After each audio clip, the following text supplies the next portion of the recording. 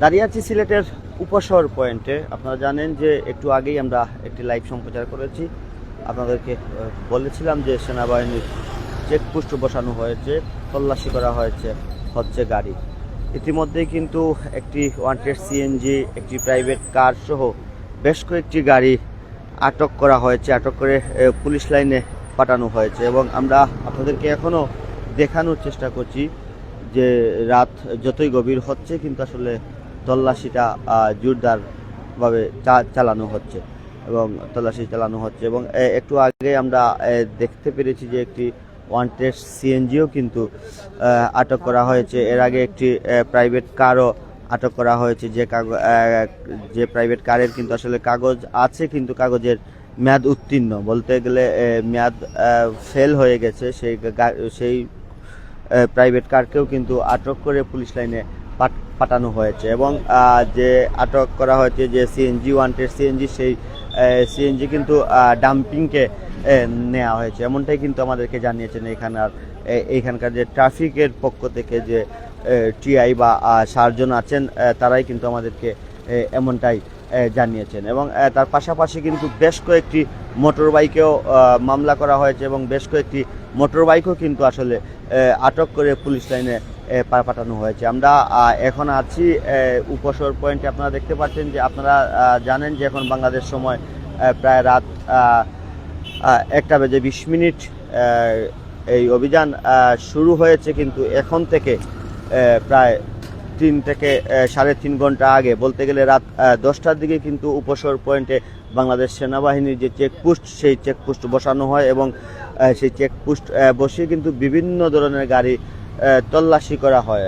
Private car থেকে শুরু করে বিভিন্ন ধরনের যানবাহন তল্লাশি করা হয়। যেসব গাড়ির কাগজপত্র ঠিক আছে তাদেরকে ছেড়ে দেওয়া হয় এবং যেসব গাড়িতে তল্লাশি করে যেসব গাড়িতে কোনো কিছু না পাওয়া যায় সেসব গাড়িও কিন্তু ছেড়ে দেওয়া হয়। এবং এর মধ্যে কিন্তু একটি ওয়ান্টেড সিএনজি এবং একটি প্রাইভেট কার সহ বেশ কয়েকটি মোটর বাইকও কিন্তু আটক করে পুলিশ লাইনে পাঠানো হয়েছে। আমরা আপনাদেরকে বলে রাখতে চাই যে আসলে আমরা দেখতে পাচ্ছি যে বেশ কয়েকদিন ধরে কিন্তু বেশ কয়েকদিন আগেও সিলেটের চৌহাট্টা পয়েন্টে ঠিক এইভাবেই সেনাবাহিনীর একটি চেকপোস্ট বসানো হয়েছিল। আজকে আমরা দেখলাম যে রাত 9:30 10টার দিকে সিলেটের এয়ারপোর্ট সড়কেও কিন্তু সেনাবাহিনীর একটি চেকপোস্ট বসানো হয়েছিল। এবং এখন আছি আমরা সিলেটের উপশহর পয়েন্টে। আমরা আপনাদেরকে দেখানোর চেষ্টা করছি যে উপশহর পয়েন্টেও কিন্তু আসলে বাংলাদেশ সেনাবাহিনীর চেকপোস্ট বসানো হয়েছে এবং সন্দেহজনক যেসব গাড়িকে সন্দেহ মনে হচ্ছে, সন্দেহজনকভাবে কিন্তু সেসব গাড়িকে সিগন্যাল দিয়ে দাঁড় করেই কিন্তু আসলে গাড়ি তল্লাশি করছেন। আমরা আপনাদেরকে সরাসরি তা দেখানোর চেষ্টা করছি।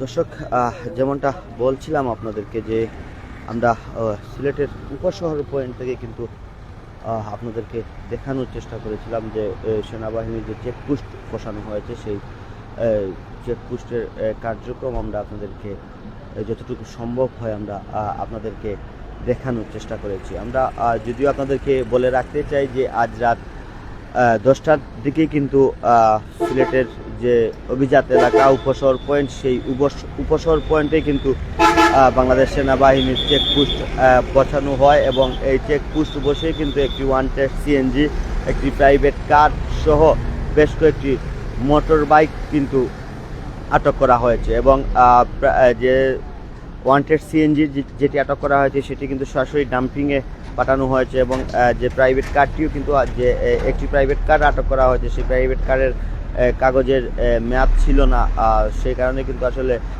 সেই প্রাইভেট কারকে সিলেটের যে পুলিশ লাইন আছে সেখানে পাঠানো হয় এবং তার সাথে সাথে কিন্তু বেশ কয়েকটি মোটর বাইকও কিন্তু আটক করা হয়। দর্শক, এর আগে কিন্তু সিলেটের এয়ারপোর্ট সড়কেও কিন্তু বাংলাদেশ সেনাবাহিনীর চেকপোস্ট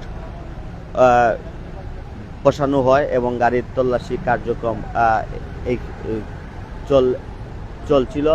তারপর পরই কিন্তু আসলে উপশহর পয়েন্টেও কিন্তু আসলে বাংলাদেশ সেনাবাহিনীর চেকপোস্ট বসানো হয়।